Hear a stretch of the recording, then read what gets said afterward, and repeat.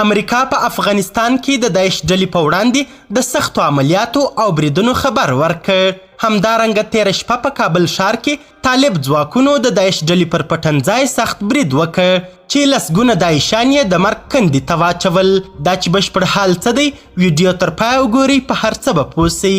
سلامونه قدرمنو لیدونکو، زموږ مشال پریس یوټیوب چینل ته ښه راغلاست. پرایس وایي که لازمه سوه په افغانستان کې د داعش پر ضد عملیات کوو.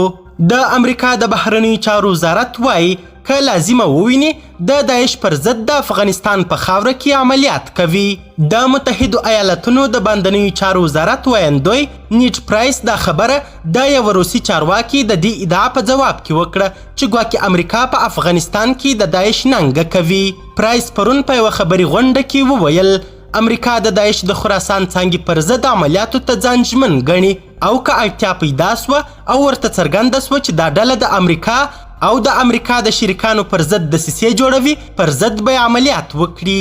تر دې مخکې د افغانستان لپاره د روسیې د ولسمشر ځانګړي استازي زمیر کابلوف د روسیې له نیزه خپرونې سره په مرکه کې ویلي وو امریکا او بریتانیا د داعش له خراسان څانګې سره مرسته کوي او په عین حال کې د طالبانو مشرانو ته خبرداري ورکوي چې د بې پیلوټه الوتکو بریدونه به پرې وکړي څو هغوی چین او روسیې ته ځان نږدې نه کړي. کابلوف دغه راز ادعا کړې چې امریکا او بریتانیا ډېرې هڅې کوي چې د داعش هر راز ملاتړ وکړي او له دې ډلې څخه د یوې وسیلې په توګه کار واخلي چې د منځنۍ اسیا هیوادونه تر فشار لاندې راوړي او له روسیې څخه دا هیوادونه بیل کړي. تېره شپه د طالبانو د حکومت ویاندوی وویل چې د کابل ښار په کارتاینو مینه کې د دوی ځواکونو د داعش پر یوه پټنځای د برید په ترڅ کې د دې ډلې یو شمېر جګړهمار وژلي دي.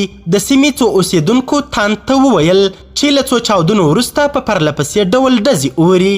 طالب ځواکونو سیمه کله بنده کړه او ادعا کیږي چې طالبانو لږ تر لږه 10 داعشان وژلي او یو تن یې له څو ښځو سره په یو کور کې ژوندی نیولی دی.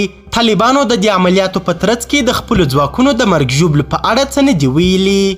قدرمنو لیدونکو، د ویډیو له کتلو مو نړۍ مننه. د لا زیاتو او نورو لحظه پر لحظه خبرې مطالبو لپاره زموږ همدغه مشال پریس یوټیوب چینل سبسکرایب کړئ. تر بیا او بلې ویډیو ښه وخت ښې چارې، د الله په امان.